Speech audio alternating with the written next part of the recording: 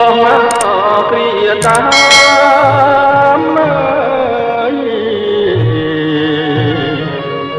ចិនដាជួយផ្ដាំសន្សើមស្នេហ៍ស្និទ្ធណាចង់តែបានប្រាណមកណែបនិតតែនិស័យចិត្តអូនគ្មានអាណិតបាត់រៀងក្រក្រៃហើយតែគូក៏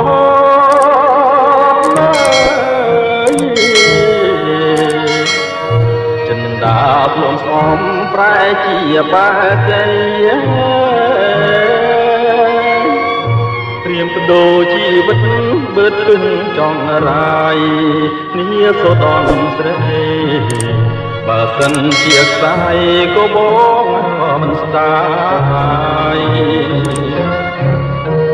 កូនសែងហូតជាលីស្នាមលោហិតបញ្ជាក់រឿងពិតសញ្ញាពាក់ក្តី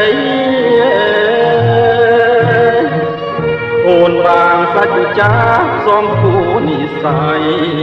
មើលសែនជាតិក្តីស្រីបានស្បត់ស្បែស្នេហ៍តែបងមួយកូនសា